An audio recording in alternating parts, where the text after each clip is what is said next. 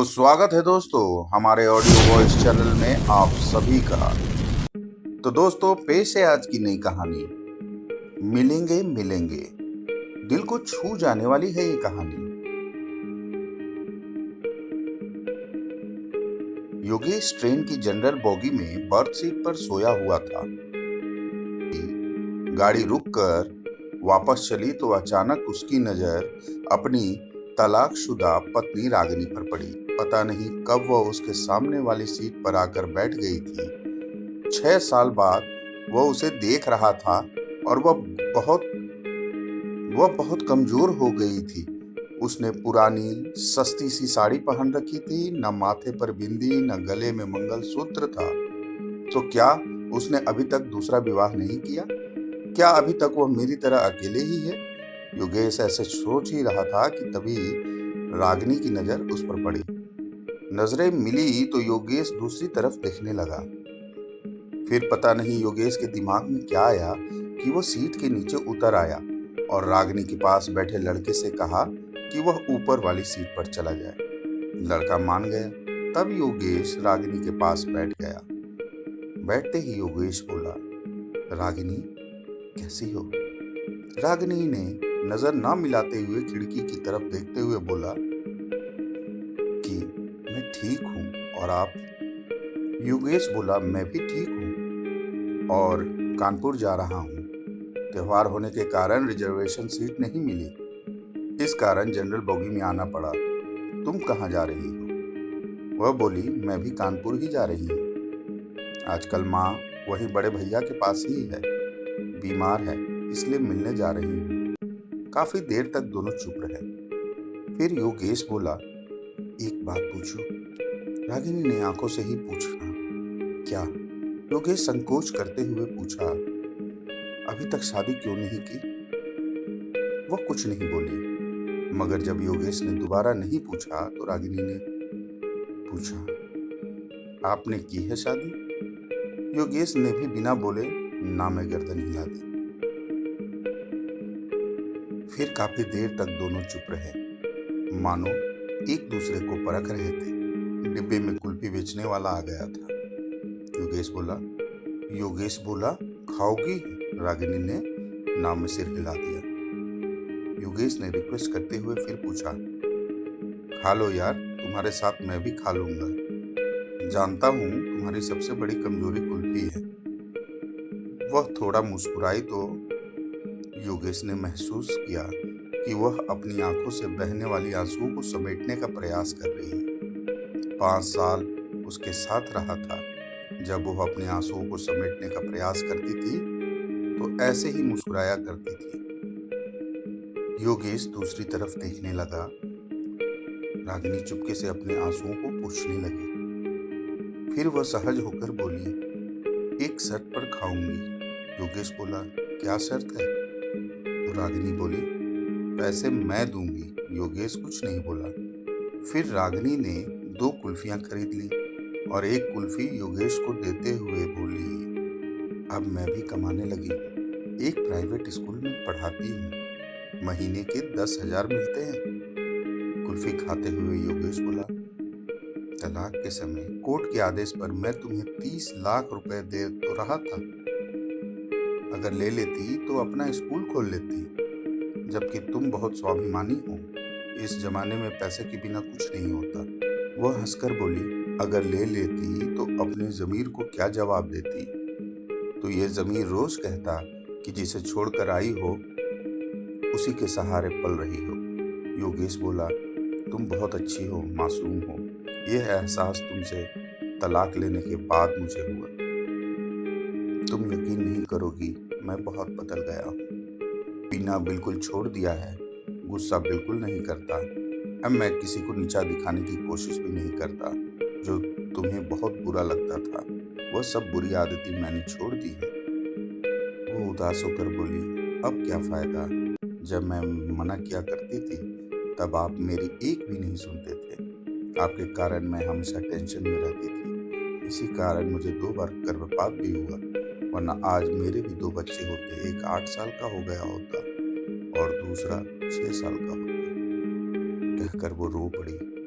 बच्चों की बात पता चली तो योगेश के भी आंखों में आंसू आ गए, लेकिन वह पुरुष था तो आंसुओं को पलकों तक पहुंचने से पहले ही पी गया और बोला, कभी कभी लगता है कि मैं बहुत बुरा आदमी हूँ।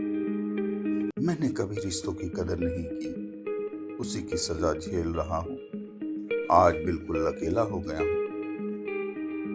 अब माँ भी नहीं रही। माँ के ना होने पर रागिनी को बड़ा दुख हुआ और बोली, माँ को भली चंगी छोड़ कर आई थी, उनको क्या हो गया था। इस बार योगेश भावुकतावश अपने आंसुओं को नहीं रोक पाया और बोला, वो तुम्हें हर दिन याद करती थी और बोलती थी कि बहू को वापस घर ले आओ। मैं उन्हें कैसे समझाता कि तलाक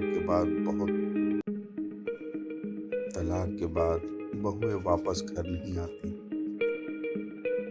फिर दोनों के बीच चुप्पी सी छा गई। कानपुर आ गया था। दोस्तों, आगे बढ़ने से पहले प्लीज़ मेरे चैनल को लाइक, शेयर और सब्सक्राइब जरूर करें, ताकि ऐसी ही वीडियोस मैं आपके लिए लाता रहूं।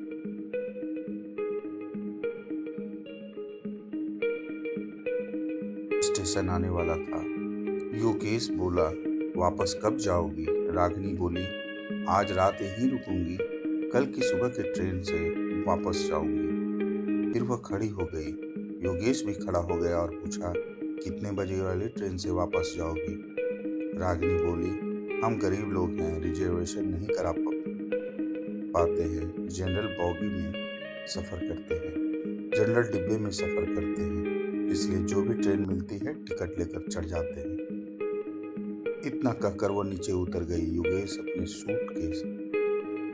योगेश अपना सूटकेस संभालता हुआ उसके पीछे लपका और बोला, अगर मैं रिजर्वेशन की 2 टिकटें लूं तो मुझे पता है कि तुम मेरे साथ नहीं चलोगी, लेकिन मैं तुम्हारे साथ सफ़र करना चाहता हूँ। जनरल में ही चल लूँगा। बताओ कितने बजे यहाँ मिलोगी? रागिनी ऑटो में बैठते हुए बोली, 9 बजे यहाँ मिलूंगी। फिर उसके देखते देखते ऑटो आंखों से ओझल हो गया। योगेश कानपुर 2 दिनों के लिए आया था, मगर रागिनी का साथ पाने के लिए उसने अपना शेड्यूल बदल लिया। उसने जल्दी से अपने बिजनेस का काम पूरा किया और अगले दिन सुबह 8 बजे ही स्टेशन पहुंच गया। रागिनी 9 बजे की जगह 10 बजे स्टेशन पहुंची और बोली, आप अभी तक यहीं पर हो? मैं सोच रही थी कि आप चले गए होंगे। रागिनी बहुत खुश थी, बोली, माँ अब बिल्कुल ठीक है। योगेश बोला, मैं तुम्हारा भी टिकट ले आया हूँ, अब 30 रुपए के टिकट के लिए कुछ कहना मत। रागिनी हंसते हुए बोली, अपनी ट्रेन आने में आधा घंटा लेट है।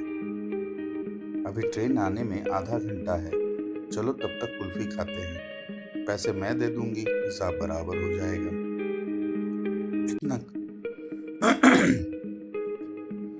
इतना कहकर वह फिर मुस्कुरा दी। वह जब भी मुस्कुराती थी तो योगेश की नजरें उसके चेहरे पर ठहर जाती थी। फिर दोनों ने कुल्फी खाई और तब तक ट्रेन आ गई और फिर से एक नया सफर शुरू हो गया। मगर इस समय कुछ खास था। योगेश कुछ कहने के लिए तिलमिला रहा था, मगर डर भी रहा था कि वह मना कर देगी तो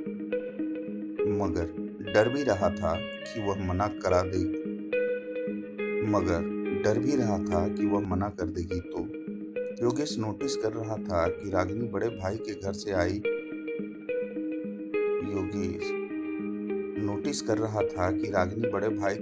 नई साड़ी पहनकर आई थी। वह बहुत सुंदर लग रही थी।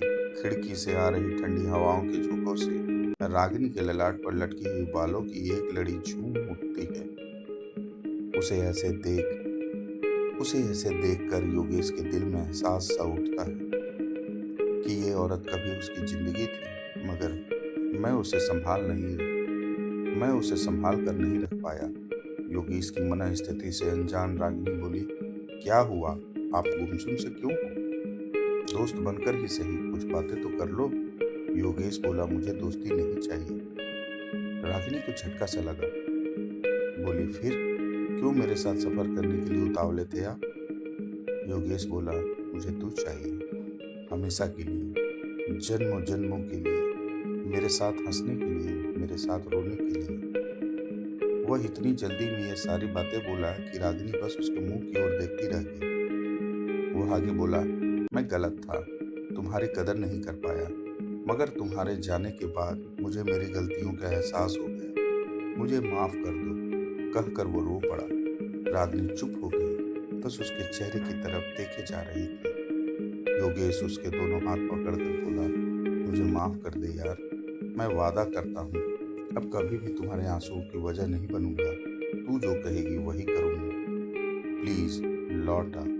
रागिनी ने माथे पर साड़ी थोड़ी सी पीछे सरकाई और बोली, इधर देखिए जरा। योगेश ने देखा, रागिनी ने मांग भर रखी थी। वो बोली, मैं जानती थी आप यही सब करोगे। मैंने कल ही सोच लिया था कि अब अकेले चलने के दिन खत्म हो गए हैं। मेरा हमसफर लौट आया है, अब आगे का सफर उसी के साथ तय करना है। थक गई हूँ मैं अकेले चलते चलते, कहते हुए वो अजीब सी मुद्रा में मुस्कुराने लगी। योगेश बोला, मैं जानता हूँ, जब तेरा दिल रोने को होता है तब तू ऐसे ही मुस्कुराती है। मत रोक इन आंसुओं को, इन्हें बह जाने दे। दिल हल्का हो जाएगा, दिल हल्का हो जाएगा। इतना सुनते ही रागिनी का सबर जवाब दे गया। वो जोर जोर से रोने लगी। पूरे डब्बे के लोग उन्हें देखने लगे, मगर रागिनी ने लोगों की परवाह नहीं की। वो योगेश के कंधे पर सर रखकर रोती रही। कुछ देर के बाद रागिनी का गांव आ गया। गाड़ी कुछ पल रुकी, फिर चल पड़ी। रागिनी को जब वहां उतरना ही नहीं था, जिंदगी में एक नया सफर फिर से शुरू हो गया। रागिनी को अब वहां उतरना ही नहीं था, जिंदगी में एक नया सफर फिर से शुरू हो गया।